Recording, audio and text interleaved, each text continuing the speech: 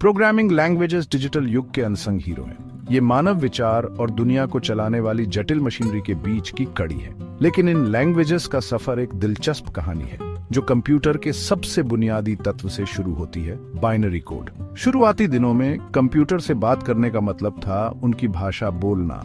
Machine language सिर्फ 0 और 1 से बनी इस भाषा में कंप्यूटर के ट्रांजिस्टर के ऑन ऑफ स्टेट्स सीधे दिखते थे। असरदार तो थी, लेकिन मशीन लैंग्वेज इंसानों के लिए लिखने में बहुत मुश्किल और गलतियां करने वाली थी। सोचो, आप एक कहानी लिख रहे हैं, लेकिन अक्षरों की जगह आप सिर्फ डॉट और डैश ही इस्तेमाल कर सकते हैं। मशीन लैंग्वेज के साथ काम करने वाले शुरुआती प्रोग्रामर्स के सामने यही चुनौती थी। कंप्यूटर के लिए हर निर्देश को इस बाइनरी रूप में बड़ी सावधानी से बनाना होता था, जिससे आसान प्रोग्राम भी बहुत मेहनत वाले काम बन जाते थे। मशीन लैंग्वेज की इसी मुश्किल ने कंप्यूटर से बातचीत करने के लिए ज्यादा आसान तरीके की जरूरत को उजागर किया। इसी जरूरत ने असेंबली लैंग्वेज के विकास का रास्ता साफ किया, जो प्रोग्रामिंग के विकास में एक महत्वपूर्ण कदम था। असेंबली लैंग्वेज उन प्रोग्रामर्स के लिए आशा की किरण बनकर उभरी जो मशीन कोड की कठोरता से जूझ रहे थे। असेंबली लैंग्वेज में बाइनरी की जगह निमोनिक्स का इस्तेमाल किया गया। ये छोटे कोड थे जो खास मशीन निर्देशों को दर्शाते थे।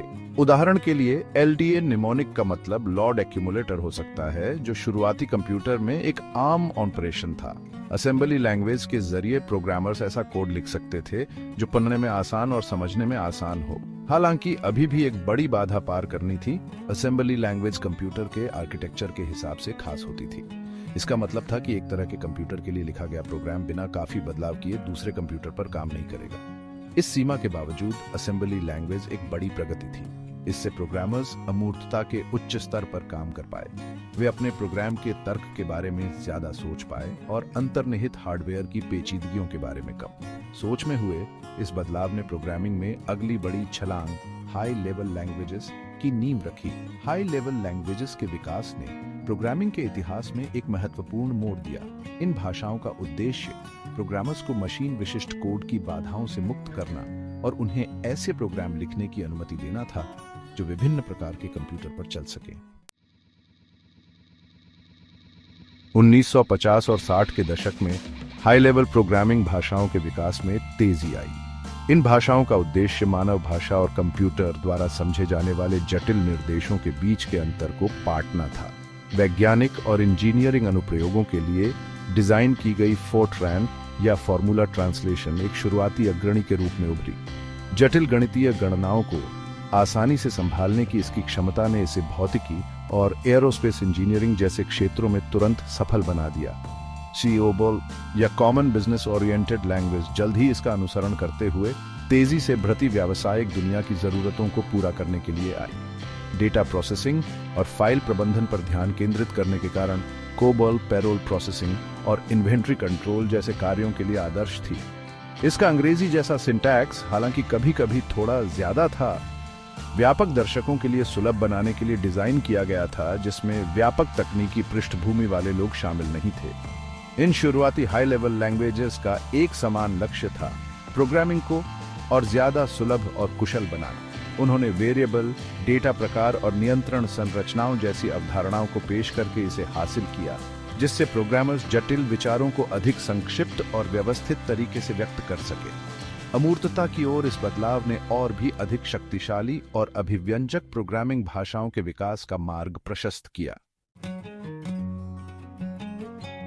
जहां फोर्ट्रैन और COBOL ने अपने अपने क्षेत्रों में महत्वपूर्ण प्रगति की, वहीं 1970 के दशक में एक नई भाषा का उदय हुआ जिसने प्रोग्रामिंग की दुनिया में क्रांति ला दी।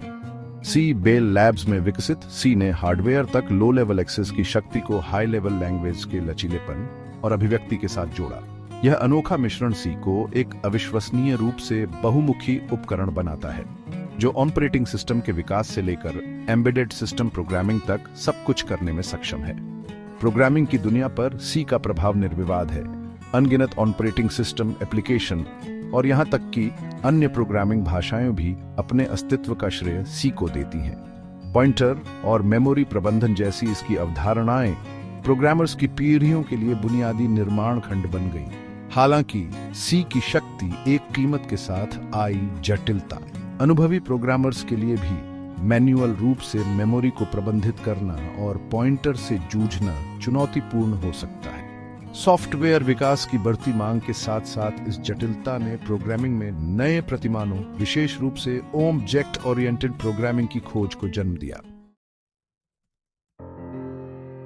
1980 के दशक ने प्रोग्रामिंग की दुनिया में एक महत्वपूर्ण बदलाव को चिह्नित किया।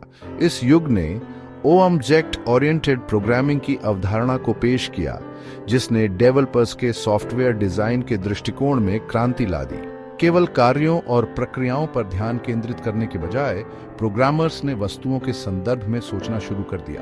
स्वनिहित इकाइयां जो डेटा और व्यवहार को जोड़ती हैं। प्रतिमान में इस बदलाव ने कोड को अधिक मॉड्यूलर, पूर्ण प्रयोज्य और प्रबंधित करने में आसान बना दिया।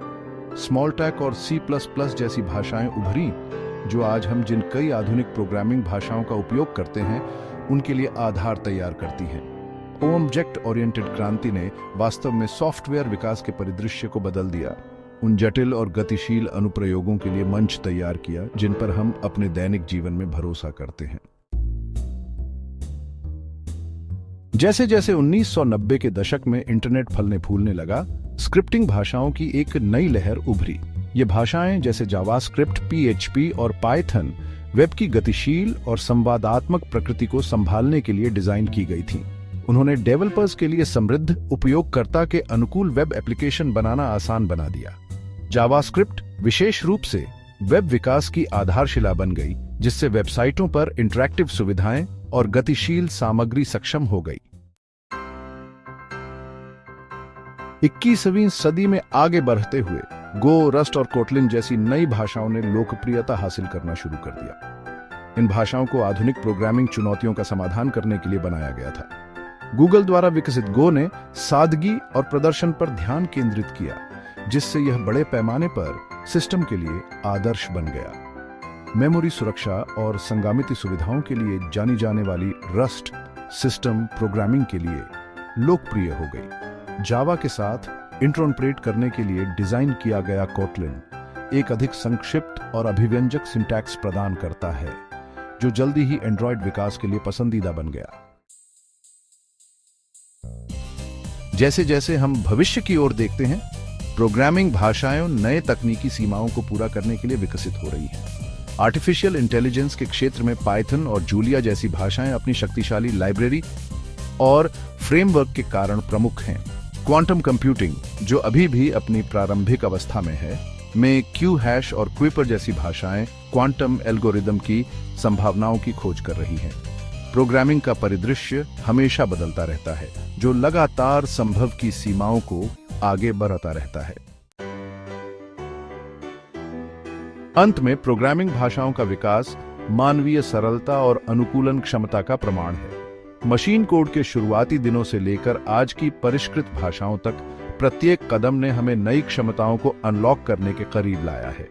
जैसे जैसे तकनीक आगे बढ़ेगी, वैसे वैसे हम जिन भाषाओं का उपयोग करते हैं वे भी आगे बढ़ेंगी, ये सुनिश्चित करते हुए कि हम रचनात्मकता और लचीलापन के साथ कल की चुनौतियों का सामना कर सकें।